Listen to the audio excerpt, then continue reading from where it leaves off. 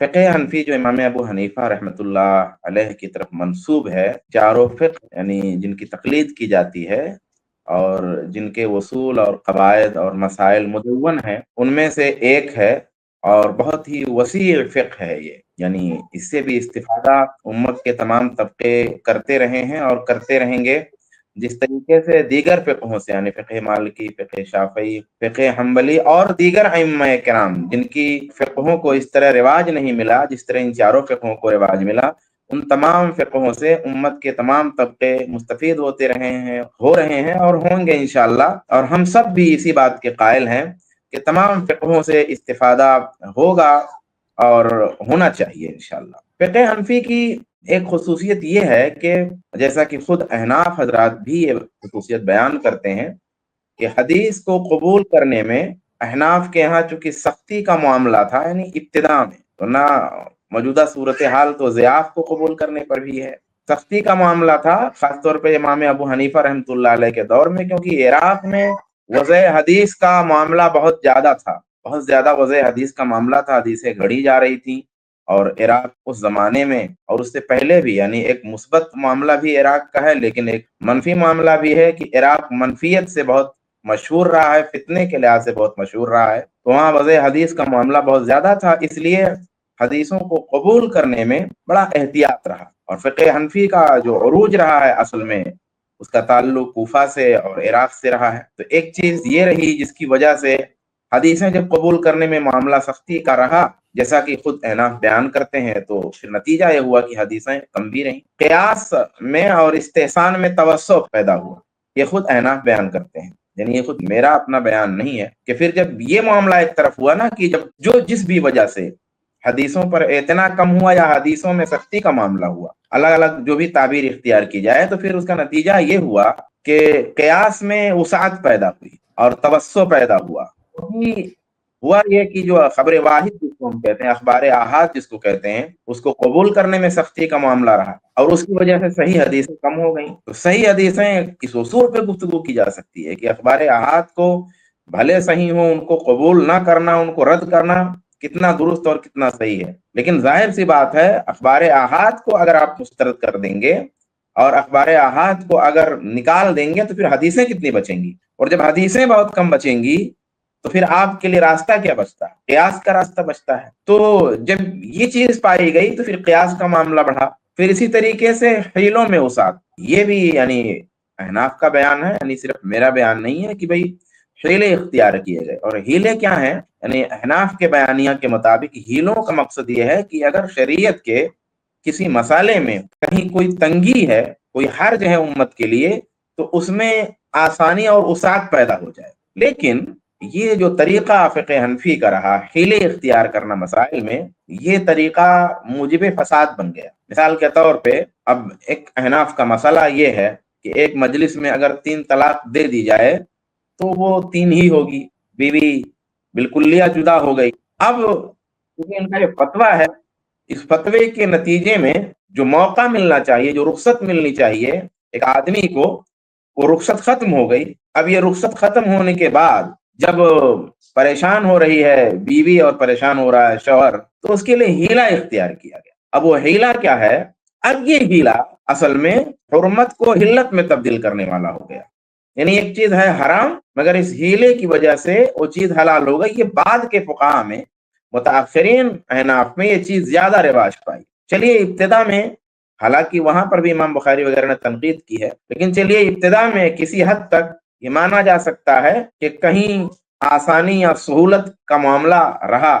حرام کو حلال یا حلال کو حرام کرنے والا معاملہ اس طرح نہیں رہا، لیکن چونکہ ابتدا ہی سے یہ چیز چلی آئی تو بعد میں تو بڑھ کر کے سیدھے سیدھے حلال کو حرام اور حرام کو حلال کرنے کا معاملہ ہو گیا، جس کی مثال حلالہ ہے، اور بہت مشہور ہے، اس پہ گفتگو کرنے کی، اس بات کو پڑھانے کی ضرورت نہیں ہے، یہ بہت معروف و مشہور ہے، اور ہم اس کو سمجھتے ہیں کہ ایک سیدھے سیدھے ایک چیز حرام ہے، لیکن اس کو جو ہے ہیلے کے طور پہ کیا گیا کہ بھئی مختلف ہیلے، کہ ایک وہ نہ بتائے، بیوی نہ بتائے یا شوہر نہ بتائے، یا ایسا کر لیا جائے اور پھر طلاق ہو جائے، اور پھر وہ گویا جو شریعت میں ہے کہ اگر اس سے نکاح کسی دوسرے کا ہو جائے تو وہ پہلے کے لیے جائز ہو جائے گی، تو چلو دیکھیے نکاح تو ہو گیا ایک دوسرے سے، تو اب پہلے کے لیے جائز ہو گئی وغیرہ وغیرہ، میں اس میں مطلب تفصیل میں نہیں جانا چاہتا۔ ایک چیز فقہ حنفی کی وہ خصوصیت کہیں یا اس کو مثبت میں کہیں منفی میں لیں، فرضی مسائل جس کو فقہ تقدیری کہتے ہیں، فرضی مسائل میں بڑی وسعت کی گئی، یعنی مسائل فرض کر کے پھر ان کا جواب دینا۔ اس کا ایک فائدہ بھی تھا، اس کا ایک فائدہ یہ رہا کہ وہ مسائل جن میں گفتگو نہیں ہوئی ہے، جب امت کو ضرورت پڑی ان مسائل میں گفتگو کی تو ایک نظیر مل گئی، ایک مثال مل گئی کہ ماضی میں فقہا نے کس انداز سے اس طرح کے مسئلوں میں غور کیا ہے، ایک فائدہ اس کا رہا۔ لیکن اصلاً جو یہ ہے کہ جو چیز واقع نہ ہو اس میں بلا وجہ کا غور کرنا یہ عبث ہے، بھلے اس کا ایک فائدہ رہا، چنانچہ اس کا نتیجہ یہ ہوا کہ پھر ایسے ایسے مسائل فرض کیے گئے جن کا ہونا ناممکن ہے، بلکہ ایسے مسائل بھی فرض کیے گئے کہ جن کا زبان پہ لانا بہت شرمناک ہے یا جن کا سوچنا بھی حیا کے خلاف ہے۔ اب کتابوں میں بھرے پڑے ہیں، جب ایک دوسرے کا مقابلہ ہوتا ہے تو وہ ان کا لالا کے دکھاتے ہیں، اس میں ملتا ہے دیکھنے کو، پڑھنے کو موجود ہے کتابوں میں، بہت عجیب و غریب مسائل، بہت عجیب و غریب مسائل جو ہے جن میں شرم و حیا کا معاملہ بہت شدید ہے۔ تو یہ فقہ حنفی کے ساتھ جو یہ میں نے حدیث کی قلت کا معاملہ بیان کیا، یہ معاملہ جو ہے خود فقہ حنفی کے مختلف اصولوں سے ثابت، جن میں روایات کو کسی نہ کسی انداز سے قیاس کو روایات پر مقدم کیا گیا، یعنی قیاس پہلے روایت بعد میں۔ اب یہ میں اپنی طرف سے نہیں کہہ رہا، یہ آپ ابھی خالد سیف اللہ رحمانی صاحب کا ایک مضمون ہم نے اپنے احباب کو بھیجا ہے، اور ایسے کئی مضامین اور کتابوں میں بھی یہ بات موجود ہے کہ جب خود فقہائے احناف چاہے وہ ابھی کے ہوں چاہے ماضی کے ہوں، جب فقہ حنفی کے اصولوں پہ گفتگو کرتے ہیں اور یہ بتاتے ہیں کہ فقہ حنفی میں کس طرح سے مسائل پہ غور کیا جاتا ہے یا کس طرح سے شریعت کی روشنی میں مسائل کا حل پیش کیا جاتا ہے، جب اس طریقے پہ گفتگو کرتے ہیں تو یہ بتاتے ہیں کہ بھی ہمارے یہاں حدیث کے قبول کرنے کا معیار یہ ہے، مثلا ہم اخبار احاد کو فلاں طریقے سے قبول نہیں کرتے، یا مثلا جو ہے کوئی روایت ضعیف ہے لیکن علماء نے اس کے مطابق عمل کیا ہے تو اس کی وجہ سے ہم اس کو صحیح مانتے ہیں، وغیرہ وغیرہ۔ اس طریقے سے وہ اپنے اصول بتاتے ہیں۔ تو جو اصول بتاتے ہیں ان اصولوں کو اگر سامنے رکھیے تو ایک دم واضح ہو جاتا ہے کہ بھی حدیثیں کٹتی جا رہی ہیں۔ اخبار احاد جیسا کہ میں نے کہا، آپ متواتر کتنی حدیثیں پائیے گا، یعنی ایسی حدیثیں جو متواتر ہیں وہ کتنی آپ پائیے گا؟ متواتر حدیثیں تو بہت کم ہیں، حدیثیں 80-85% اخبار احاد ہیں۔ اب اخبار احاد کو اگر آپ کٹ کریں گے تو آٹومیٹک آپ کے اصول کی روشنی میں حدیثیں آپ کے پاس کم ہو جائیں گی، حدیثوں کی روشنی میں مسئلے آپ نہیں بتا سکیں گے، وہاں پہ پھر کیا آپ کریں گے؟ وہاں پھر آپ قیاس کو اوپر کریں گے۔ اس چیز کو تو بعد کے یعنی فقہائے احناف جو ہے خاص طور پہ موجودہ زمانے کے، اس کو فقہ حنفی کی خوبیوں میں شمار کرتے ہیں، حالانکہ اگر غور کریں گے تو خامیوں میں ہے۔ حدیثوں کو درکنار کرنا اور حدیثوں پر قیاس کو مقدم کرنے کا جو مسئلہ ہے، خود امام ابو حنیفہ رحمۃ اللہ علیہ بہت بڑے امام ہیں اور ان کے پاس قرآن و سنت کا علم تھا، یعنی کہ بعض دفعہ کسی کی تعبیر میں جو ہم کو بھی نہیں پسند آتی ہے، یا کبھی شدت جذبات میں یا کسی تقریری جوش میں بعض حضرات جو اس طرح کی بات کہہ دیتے ہیں کہ امام ابو حنیفہ پر جرح ہے جیسی کوئی بات، تو ہم اس کو پسند نہیں کرتے اور اہل حدیث کا مسلک ہے ہی نہیں۔ یعنی ہم یہ بالکل اعلانیہ کہتے ہیں کہ امام ابو حنیفہ رحمۃ اللہ علیہ کے پاس قرآن و سنت کا علم تھا، اور گہرا علم تھا، صرف علم نہیں تھا، گہرا علم تھا، اور ایسے ویسے امام نہیں تھے، بڑے امام تھے، یہ ہم کہتے ہیں۔ لیکن جب نسبتاً دیکھیں گے، یعنی جو وہ ائمہ تھے، جو بقیہ 3 ائمہ ہیں جو ان کے بعد کے ہیں، یعنی امام مالک، امام شافعی، امام احمد بن حنبل اور بہت سارے دیگر جو ائمہ ہیں، ان کے مقابلے میں جب نسبت دیکھیں گے تو حدیث کا علم امام ابو حنیفہ رحمۃ اللہ علیہ کے پاس بالذات کم تھا۔ اب یہ سب کے ساتھ ہے، کسی کے پاس جیسے امام احمد بن حنبل کے پاس حدیث کا جو ذخیرہ ہو بقیہ ائمہ کے پاس نہیں ہے، تو اس کا یہ مطلب نہیں ہو گیا کہ دوسرے امام کی بے عزتی ہو گئی۔ بھائی فقہ میں امام ابو حنیفہ رحمۃ اللہ علیہ کی جو ذہانت تھی اور جو روشن دماغ انہوں نے پایا تھا، جو سمجھ پائی تھی، مسائل کو پکڑنے کا معاملہ جو پایا تھا، وہ بہت ابھرا ہوا تھا امام ابو حنیفہ رحمۃ اللہ علیہ کے یہاں۔ اب اس کا مطلب یہ نہیں ہو گیا کہ امام شافعی کی بے عزتی ہو گئی، ایسا نہیں ہے۔ جب یہ بات آتی ہے نا کہ امام ابو حنیفہ رحمۃ اللہ علیہ کے پاس حدیثیں کم تھیں، ہم وہ 17 حدیثوں والی بات نہیں مانتے۔ 17 حدیثیں کہنے کا مطلب 17 حدیثوں سے کوئی امام ہو جائے گا؟ جو لوگ تقریر میں بڑے جوش میں کہہ دیا کرتے ہیں کہ آپ کے امام کے پاس 17 حدیث تھی، ابن خلدون کی کوئی بات ہے، تو 17 حدیث کہنا ایک مبالغہ ہے، کسی کا قول ہے، لیکن 17 حدیث رکھ کر کے آج کوئی عالم نہیں ہو سکتا، پوجا ہے کہ کوئی امام ہو جائے؟ 17 حدیثوں سے کوئی امام ہو جائے دین کے مسائل میں، کیسے ممکن ہے؟ عالم نہیں ہو سکتا بھائی، تو یہ ہم قبول نہیں کرتے، مسلک اہل حدیث اس کو قبول نہیں کرتا۔ لیکن میں یہ کہہ رہا ہوں کہ امام ابو حنیفہ رحمۃ اللہ علیہ کے یہاں دیگر ائمہ کے مقابلے میں علم حدیث کم تھا، دیگر کے مقابلے میں، تو یہ کمزوری وہاں سے آئی استقراء کے ذریعہ۔ استقراء ایک طریقہ ہے، استقراء کے ذریعہ فقہ حنفی کی جو بعض کمزوریاں ہیں، خاص طور پہ جو حدیث کے مسئلے میں، تو ان کمزوریوں کو دیکھ کر کے انہی کمزوریوں کو متاخرین نے بھی اور متقدمین احناف نے بھی اصول کی روشنی دے دی، اصول بنا دیا کہ یہ اصول ہے۔ کیا اصول بنا دیا؟ میں ایک مثال دیتا ہوں، جیسے پہلے میں نے ذکر کیا، اصول یہ بنا دیا کہ صاحب حدیث ضعیف ہے، حدیث ضعیف ہے، اب اس ضعیف حدیث کے مطابق فقہ حنفی کا مسئلہ ہے، تو اب یہ نہیں کہیں گے کہ ہمارا مسئلہ غلط ہے کیونکہ حدیث ضعیف ہے، صحیح نہیں ہے، تو ضعیف حدیث میں مسئلہ مبنی ہے تو اس لیے مسئلہ صحیح نہیں ہے، نہیں کہیں گے۔ اگر وہاں مسلک بچانا ہے تو اصول کیا بنایا؟ کہا کہ فتوی الامامی تصحیح الحدیث، امام کا فتویٰ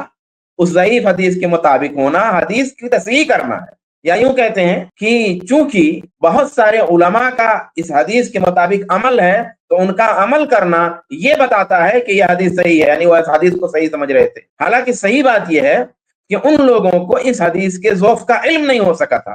کسی وجہ سے، بعد میں اس کا واضح ہوئی بات کی وہ حدیث ضعیف ہے۔ تو اب دیکھیے مسئلہ کچھ ہے، لیکن اس کمزوری کو مسلک کی حفاظت میں، مسلک کے تحفظ میں اصول بنا دیا کہ ہمارا اصول یہ ہے، ہمارا اصول یہ ہے کہ ضعیف حدیث کے مطابق اگر امام کا فتویٰ ہے تو گویا امام کی نظر میں گویا وہ ضعیف حدیث صحیح ہے۔ اب یہ ایسا اصول ہے کہ بالکل غلط ہے۔ تو ان کمزوریوں کو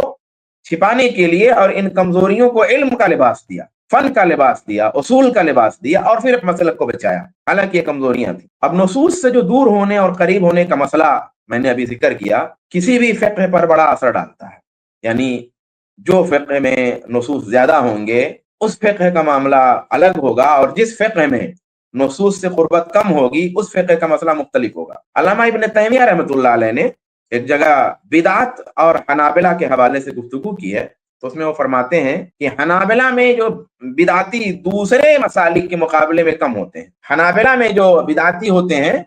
وہ دوسرے مسالک کے مقابلے میں ذرا کم ہوتے ہیں، اور جن ابواب میں یعنی ہوتے ہیں حنابلہ میں بھی بدعتی ہوتے ہیں علامہ نے کہا، لیکن جن ابواب میں حنابلہ کے یہاں بدعت ہے یا بدعتی جن ابواب میں پائے جاتے ہیں حنابلہ میں، ان ابواب میں دوسرے مسلک والے اور بڑے بدعتی ہیں۔ وجہ کیا ہے؟ حنابلہ میں بدعت کا کم ہونا یا بدعتیوں کا کم پایا جانا، اس کی وجہ کیا بتائی علامہ نے؟ کہا اس کی وجہ یہ ہے کہ امام احمد بن حنبل کے یہاں نصوص کی تفاصیل زیادہ ہے۔ دوسرے لفظوں میں آپ یہ کہہ سکتے ہیں کہ امام احمد بن حنبل چونکہ بعد میں آئے تو تمام لوگوں کی فقہیں ملی اور مدون فقہیں ملی، اور تمام لوگوں کی حدیثیں ان کو ملی، تو حدیثوں کی کثرت اور نصوص کی کثرت کی وجہ سے ان کے یہاں بدعتوں کا معاملہ کم رہا، اور بدعت پہ نکارت بھی اور انکار اور تنکیر بھی ان کے یہاں بہت زیادہ ہے۔ تو اب یہاں دیکھیے مسئلہ کیا ہے، یہاں مسئلہ یہ ہے کہ نصوص سے جس طرح قربت ہوتی ہے جہاں پہ، وہاں پہ مسائل بھی قرآن و حدیث کے مطابق زیادہ ہوتے ہیں، اور جہاں پر کسی وجہ سے نصوص سے دوری، یعنی نصوص سے دوری کا مطلب نصوص کا انکار میں نہیں کر رہا ہوں، کسی بھی وجہ سے نصوص کا کم ہونا، نصوص سے دوری ہونا، مسلک پر بھی اس کا اثر پڑتا ہے۔ فقہ حنفی کے سلسلے میں ہمارے احناف یہ بات بتسلسل کہتے ہیں کہ فقہ حنفی میں کسی پر زور زبردستی کا معاملہ نہیں ہوا، اور ایک ہی تمام مذاہب ہم حق مانتے ہیں تمام مذاہب کو، اور جو اہل الحدیث ہیں یہ مذاہب کو جو ہے حق نہیں مانتے ہیں، یا مذاہب کی قدر نہیں کرتے ہیں، یا مذاہب کے خلاف بولتے ہیں۔ حالانکہ چونکہ ہمارا کسی مذہب کو لے کے تعصب نہیں ہے، اس لیے ہم تمام مسالک کے بارے میں مثبت بات کرتے ہیں۔ ایک تو یہ ہے، دوسرا ہے جو کہتے ہیں نا کہ ہمارے یہاں سب حق ہے اور سب سارا معاملہ ہے، بھائی تاریخی طور پہ آپ دیکھیں گے کہ مذہب کے کو زبردستی نافذ کرنے کا معاملہ ملے گا، اور مذہب کو، اپنے مذہب یعنی فقہ حنفی کو اولیت دینے کی خاطر دوسرے مذاہب کو زیر کرنے کے واقعات آپ کو ملیں گے۔ خود عثمانی حکومت میں، سلطنت عثمانیہ میں، بغداد اور شام میں حنابلہ کے لیے زمین تنگ کر دی گئی، یہ تاریخ کی کتابوں میں یہ بات موجود ہے اور محفوظ ہے۔ تو یہ بات کہنا کہ نہیں کیونکہ ہم مقلد ہیں اس لیے ہم سب کو حق مانتے، سب سے محبت کرتے ہیں، اور یہ حضرات جو ہے تمام فقہوں سے دشمنی رکھتے ہیں، تو ایسی بات نہیں ہے۔ آئیے بات ختم کرتا ہوں میں۔ تو فقہ حنفی یا کسی بھی فقہ پر جب ہم گفتگو کرتے ہیں، یا ابھی میں نے گفتگو کی، یا اجتہاد اور تقلید پر جب ہم بات کرتے ہیں، آج چاہے اس سے پہلے چاہے بعد میں جب ہم بات کریں گے یا ہم بات کر چکے ہیں، آج ہم بات کر رہے ہیں، تو اس کا مطلب یہ بالکل نہیں ہے کہ عام لوگوں کو اجتہاد پر ابھارا جا رہا ہے یا عام پڑھے لکھے لوگوں کو اجتہاد پر ابھارا جا رہا ہے، ہرگز نہیں۔ خاص طور پہ وہ حضرات جنہوں نے مقامی زبان میں مسائل میں درک پیدا کر لیا، یعنی نماز کا مسئلہ، حج کا مسئلہ، روزے کا مسئلہ، مثال کے طور پر اردو زبان میں بڑا سا مسئلے کو پڑھ لیا ہے خوب زیادہ، اور کثرت سے مسائل میں کیا اختلاف ہے اور کیا راجے ہے اردو زبان میں پڑھ کر کے ان کو بہت کچھ مسائل پہ کا ادراک ہے اور معلوم ہے، فتاوے معلوم ہے، تو اب وہ صاحب مجتہد بننے لگے اور فتویٰ دینے لگے، اجتہاد کرنے لگے۔ ایسا ہم نہیں کہتے ہیں اور اس کی ہم حوصلہ فکنی کرتے ہیں۔ وجہ کیا ہے؟ علامہ شاطبی نے لکھا ہے، اور یہ بہت معروف ہے، علامہ شاطبی کے حوالے سے بس اس بات کو میں بیان کر رہا ہوں کہ اگر آدمی عربی زبان میں مبتدی ہے، یعنی ابتدائی درجے کا علم رکھتا ہے، تو شریعت کے فہم میں بھی وہ مبتدی ہوگا، وہ چاہے جتنا بڑا علامہ یوٹیوب پہ ہو، یوٹیوب پر وہ چاہے جتنا بڑا علامہ ہو اور لوگ اس کو علامہ سمجھتے ہیں، جیسے کیسے بہت سارے علامہ مل رہے ہیں اور بلنڈر کر رہے ہیں، فساد مچا رہے ہیں، لیکن عربی زبان میں اگر مبتدی ہے، علامہ شاطبی فرماتے ہیں، تو وہ شریعت کے فہم میں بھی مبتدی ہوگا، اور عربی زبان میں اگر متوسط ہے، درمیانی درجے کا ہے، میڈیم ہے، تو شریعت کے فہم میں بھی وہ میڈیم ہوگا، درمیانی درجے کا ہوگا، اور عربی زبان میں اگر منتہی ہے، بڑی بلوغت کو پہنچ گیا ہے، بڑی گہرائی کو پہنچ گیا ہے، تو علم شریعت میں بھی اس کے یہاں گہرائی ہوگی۔ اس کا مطلب یہ نہیں ہے کہ صرف عربی زبان جان کر کے شریعت کو وہ سمجھ لے گا، لیکن عربی زبان ایک بہت بنیادی ذریعہ ہے۔ آخر میں یہ بات کہہ کر کے میں بات ختم کرتا ہوں کہ اگر کہیں سے کسی کو یہ لگا کہ امام ابو حنیفہ رحمۃ اللہ علیہ پہ جرح ہوئی ہے، تو میں پھر اپنی بات کو دوہرا دیتا ہوں، اور میں تو بہت اکثر و بیشتر یہ بات کہا کرتا ہوں کہ امام ابو حنیفہ رحمۃ اللہ علیہ کو تمام اہل الحدیث من شذ شذ، جو شاذ ہے وہ شاذ ہے، کوئی ہے، اور ہر مسلک میں کچھ شاذ لوگ ہوتے ہیں، ہر مسلک کے شاذ لوگوں کو لے کر کے کسی مسلک پہ گفتگو کریں گے تو پھر دن رات لڑتے رہیے، وہ مسئلہ حل ہی نہیں ہوگا کبھی۔ تو جو شاذ ہے وہ شاذ ہے، لیکن بحیثیت مسلک، بحیثیت منہج، بحیثیت اہل حدیثوں کا یہ متفقہ موقف ہے کہ امام ابو حنیفہ رحمۃ اللہ علیہ امت کے ائمہ اعلام میں سے ایک بڑے امام ہیں، قرآن و سنت کے عالم ہیں، متقی پرہیزگار ہیں۔ آپ پر اگر کہیں جرح ہے تو وہ جرح بڑے لوگوں کی جرح ہے، جیسے حدیث میں امام ابو حنیفہ کو ضعیف بڑے لوگ مانتے ہیں، اور یہ کوئی ایسی بات نہیں ہے۔ تو یہ مختصر سی باتیں تھیں، جو ہے اللہ تبارک و تعالیٰ سے دعا ہے اللہ تبارک و تعالیٰ ہم سب کو حق سمجھنے اور حق کو قبول کرنے کی توفیق عطا فرمائے، آمین۔ آمین۔ والسلام علیکم ورحمۃ اللہ وبرکاتہ۔ الحمدللہ رب العالمین والصلاۃ والسلام علی رسول الامین وعلی آلہ وصحبہ اجمعین، اما بعد۔ میں سب سے پہلے شیخ شعبان حفظہ اللہ کی دو باتوں کی تھوڑی سی تفصیل پیش کروں گا، اس کی تردید نہیں ہے، تفصیل ہے، تاکہ مقلدین اس کو استعمال نہ کرنے پائیں۔ الحمدللہ بہت ہی قیمتی باتیں انہوں نے کی، اور ساری باتوں سے اتفاق ہے، کسی بات سے اختلاف نہیں ہے، لیکن دو چیزوں کی تھوڑی سی تشریح میں کر دو، پھر میں اپنی کچھ باتیں ہیں وہ رکھوں گا۔ سب سے پہلی بات یہ جو شیخ نے کہی نا کہ جو امام حنیفہ رحمہ اللہ پر طعن و تشنیع کرتے ہیں وہ شاذ لوگ ہیں، اس کا مطلب یہی ہے کہ جو ان کی کردار کشی کریں، ان کو فاسق فاجر بولیں یا ان کو شریعت کا دشمن بولیں، اگر اس طرح کی بات کوئی ان کے تعلق سے کرتا ہے تو یقیناً یہ شذوذ کی بات ہے۔ محدثین نے ایسا نہیں کیا ہے، اہل علم نے ایسا نہیں کیا ہے کہ ان کو فاسق فاجر گردانا ہو، گنہگار گردانا ہو، ایسا نہیں۔ لیکن اگر بات ہوگی روایت کے میدان میں حدیث کو نقل کرنے کی، تو یہ بات شاذ نہیں ہے کہ وہ ضعیف ہیں، بلکہ جو کہتا ہے کہ وہ ثقہ ہیں یہ بات شاذ ہے، کیونکہ آپ تمام محدثین کے اقوال کو یکجا کریں گے، بلکہ اگر آپ یہ شرط لگا دیں کہ ثابت شدہ اقوال ہی کو بنیاد بنا کے فیصلہ کریں، تو محدثین کا اجماع اور اتفاق نظر آئے گا کہ امام ابو حنیفہ رحمہ اللہ روایت حدیث میں ضعیف ہیں، بلکہ بعض اہل علم نے تو اس کی معنوی طور پر تصریح بھی کر رکھی ہے کہ سب کا اتفاق ہے امام ابو حنیفہ رحمہ اللہ کے ضعیف ہونے پہ۔ تو جو روایت حدیث میں تضعیف کا مسئلہ ہے، ان کو ضعیف کہنا یہ شاذ نہیں ہے، بلکہ یہ تو بالاتفاق محدثین سے ثابت ہے، بلکہ بہت بڑی تعداد سے یہ بات ثابت ہے۔ امام علامہ مقبل رحمہ اللہ نے تو باقاعدہ ایک پوری کتاب لکھی ہے جس میں ان تمام اقوال کو نقل کیا ہے جس میں محدثین نے ان پر اس معاملے میں جرح کی ہے۔ تو یہ تھوڑی سی تمہاری تشریح کر دی کہ کوئی یہ نہ سمجھے کہ جس نے امام ابو حنیفہ رحمہ اللہ کو ضعیف کہہ دیا وہ بھی جو ہے شاذ ہے اور شذوذ کی بات کرتا ہے۔ یہ بات محدثین کی اکثریت بلکہ ان کی بڑی تعداد نے کہی ہے، اس میں کوئی شک و شبہ نہیں ہے کہ وہ حدیث کے معاملے میں ان کی تضعیف کی گئی ہے۔ شیخ البانی رحمہ اللہ جو عصر حاضر کے بہت بڑے محدث گزرے ہیں، انہوں نے بھی ایک حدیث پہ کلام کرتے ہوئے ایک حدیث کو ضعیف کہا، اور صرف امام ابو حنیفہ رحمہ اللہ کا مسئلہ اور کوئی نہیں، اس سند میں سارے روات ثقہ ہیں، بعض लोग یہ بھی کہتے ہیں نا کہ امام ابو حنیفہ رحمہ اللہ کو آپ ضعیف کیوں کہتے ہیں، ضرورت کیا ہے؟ جو حدیثیں انہوں نے روایت کی ہیں گرچہ وہ سند میں ضعیف ثابت ہوتے ہیں لیکن وہ حدیثیں دوسری سندوں سے بھی آ گئی ہیں، تو کیا ضرورت ہے؟ لیکن ایسا نہیں ہے، کچھ حدیثیں ایسی ہیں جس کے سارے رجال ثقہ ہیں، کہیں کوئی مسئلہ نہیں ہے، صرف امام ابو حنیفہ رحمہ اللہ کا مسئلہ ہے، اس وجہ سے حدیث کو ضعیف کہا گیا ہے۔ میں نے کہیں انٹرنیٹ پر یہ روایت ڈالی ہے، آپ سرچ کر کے دیکھ سکتے ہیں، اور اگر کسی کو حوالہ چاہیے تو ہمیں بعد میں کانٹیکٹ کریں، ہم انشاءاللہ تفصیل بھی بتا دیں گے۔ تو یہ پہلی چیز کی میں نے وضاحت کر دی۔ دوسری چیز کی وضاحت یہ کرنی ہے کہ جو بعض اقوال ملتے ہیں نا کہ امام ابو حنیفہ رحمہ اللہ کو صرف 17 حدیثیں ان کی طرف منسوخ کی جاتی ہیں یا احادیث کی بہت کم تعداد منسوخ کی جاتی ہے، تو اس نسبت کا مطلب کیا ہے؟ اس نسبت کا یہ مطلب نہیں ہے کہ ان کو حدیثوں کی معلومات کم تھی، اس نسبت کا مطلب یہ ہے کہ انہوں نے اپنی سند سے کتنی روایتیں نقل کی، سمجھ رہے؟ دونوں میں فرق ہوتا ہے۔ جیسے آج جتنے بھی علماء ہیں، بہت کم علماء ایسے ہیں جن کے پاس سندوں سے مطلب بہت بڑی تعداد میں سندیں ہوں حدیث کی کتابوں کی۔ بھئی ہمارے مدارس میں بہت سارے مدارس ایسے ہیں جو سند نہیں دیتے ہیں، جیسے بخاری جو ہے اربع ہے، کتابوں کی سند ان کے پاس نہیں دیتے، بہت سارے مدارس ہیں، اور بعض مدارس دیتے ہیں، حنفی مدارس بھی دیتے ہیں، اہل حدیث مدارس بھی دیتے ہیں، میرے پاس بھی سند ہے، جو کتب ستہ کی سندیں ہیں میرے پاس بھی الحمدللہ۔ لیکن بہت سارے ایسے علماء آپ کو مل جائیں گے جنہوں نے کسی بھی معنی میں، جن کے پاس سند نہیں ہے، سند مطلب وہ سند ایک سرٹیفکیٹ ملتی ہے نا مدرسے سے فارغ ہونے کے بعد، وہ سب کو ملتی ہے، لیکن ایک سند جو سلسلے روات کی سند ہے، یعنی کتب احادیث کی سند ہے،